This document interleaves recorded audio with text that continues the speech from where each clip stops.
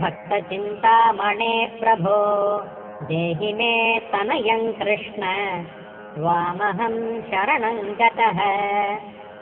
श्रीनाथ कमलपत्राक्ष गोविन्द मधुसूदन मत्पुत्रफलसिद्ध्यर्थं भजामि त्वां जनार्दन। स्तन्यं पिबन्तं जननीमुखाम्बुजं विलोक्य मन्दस्मितमुज्ज्वलाङ्गम् स्पृशन्तमन्यस्तनमङ्गुलीभिः वन्दे यशोदाङ्कगतं मुकुन्दम्। याचेऽहं पुत्रसन्तानं भवन्तं पद्मलोचन देहि मे तनयं कृष्ण त्वामहं शरणं गतः। अस्माकं पुत्रसम्पत्तेः चिन्तयामि जगत्पते शीघ्रं मे देहि दातव्यं भवता मुनिवन्दित।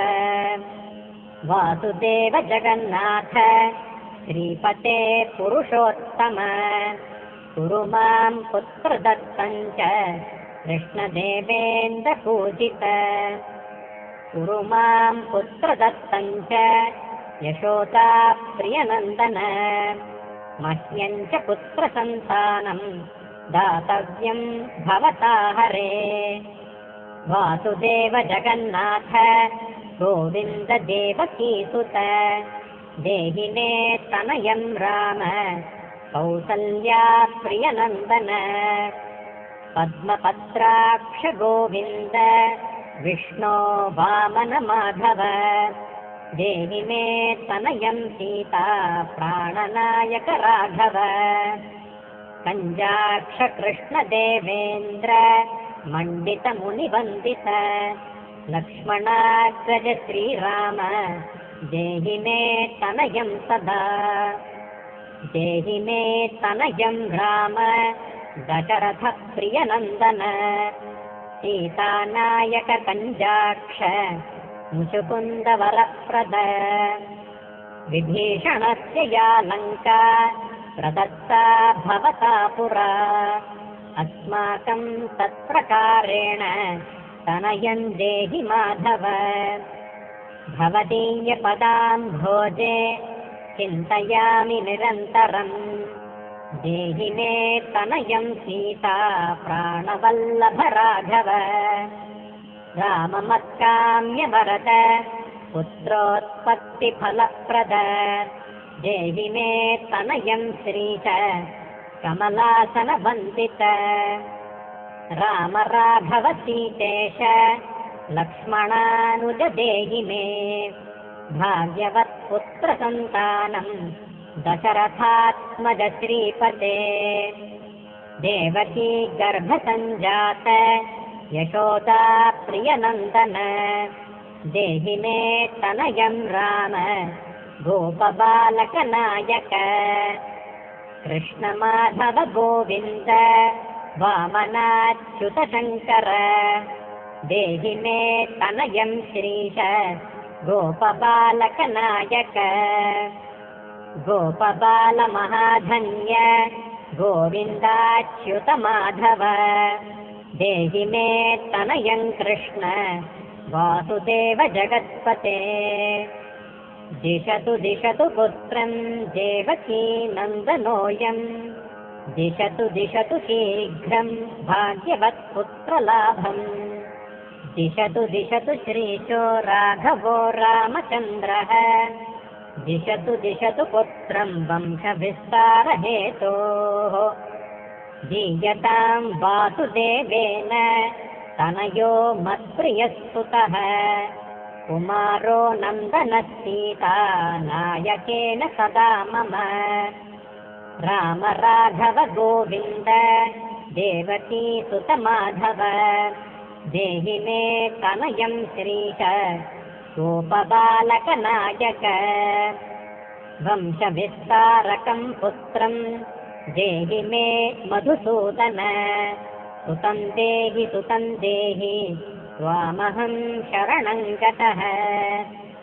मयाभीष्टसुतं देहि संसारे माधवाच्युत सुतं देहि सुतं देहि त्वामहं शरणं गतः चन्द्रार्ककल्पपर्यन्तं तनयं देहि माधव सुतं देहि त्वामहं शरणं गतः विद्यावन्तं बुद्धिमन्तं श्रीमन्तं तनयं सदा देहि मे तनयं कृष्ण देवकी नन्दन प्रभो नमामि त्वां पद्मनेत्र सुतलाभाय कामदं मुकुन्दं पुण्डरीकाक्षं गोविन्दं मधुसूदनं भगवन् कृष्ण गोविन्द सर्वकामफलप्रद देहि मे तनयं स्वामिन् त्वामहं शरणं गतः स्वामिन् त्वं भगवन् राम कृष्णमाधव कामद देहि मे तनयं नित्यं त्वामहं शरणं गतः तनयं देहि गोविन्द कञ्जाक्षकमलापते सुतं देहि त्वामहं शरणं गतः पद्मापते पद्मनेत्र प्रद्युम्न जनकप्रभो सुतं देहि त्वामहं शरणं गतः शङ्खचक्रगदा खड्ग शार्ङ्गपाणे रमापते देहि मे तनयं कृष्ण त्वामहं शरणं गतः नारायण रमानाथ राजीवपत्रलोचन सुतं मे देहि देवेश पद्मपद्मानुवन्दित राम माधव गोविन्द देवकी वरनन्दन रुक्मिणीनाथ सर्वेश नारदादिसुरार्चित देवकी सुत गोविन्द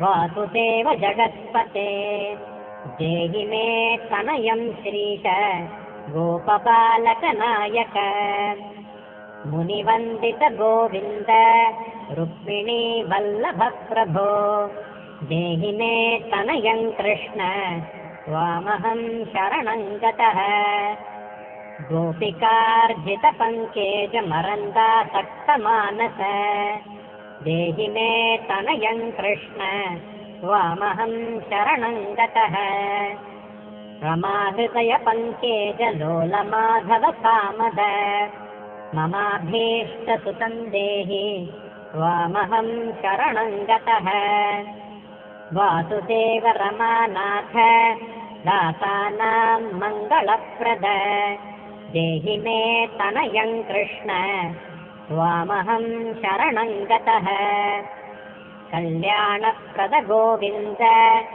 मुरारे मुनिवन्दित देहि मे तनयं कृष्ण त्वामहं शरणं गतः पुत्रप्रद मुकुन्देश रुक्मिणी वल्लभ प्रभो देहि मे तनयं कृष्ण त्वामहं शरणं गतः पुण्डरीकाक्ष गोविन्द वासुदेव जगत्पते देहि मे तनयं कृष्ण त्वामहं शरणं गतः दयानिधे वासुदेव मुकुन्द मुनिवन्दित देहि मे तनयं कृष्ण त्वामहं शरणं गतः पुत्रसम्पत्प्रदातारं गोविन्दं देवपूजितं वन्दामहे सदा कृष्णं पुत्रलाभप्रदायिनं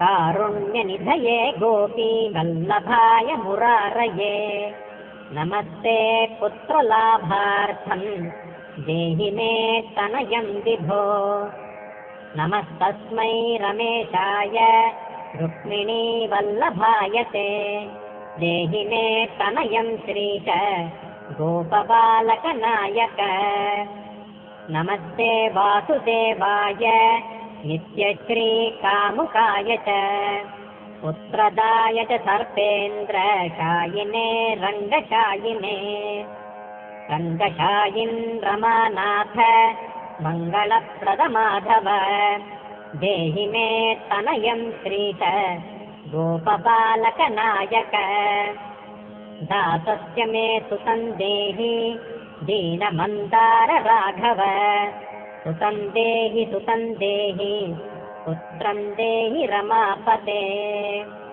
यशोदा तनयाभीष्ट पुत्रदानरतः सदा देहि मे तनयं कृष्ण त्वामहं शरणं गतः मदिष्टदेव गोविन्द वासुदेव जनार्दन देहि मे तनयं कृष्ण त्वामहं शरणं गतः नीतिमान् धनवान् पुत्रः विद्यावान् च प्रजापते भगवन् स्वकृपायाश्च वासुदेवेन्द्रपूजित यः पठेत् पुत्रशतकं सोऽपि तत्पुत्रवान् भवेत् श्रीवासुदेव कथितं स्तोत्ररत्नं सुखाय च जपकाले पठेन्नित्यं पुत्रलाभधनं श्रियम् ऐश्वर्यं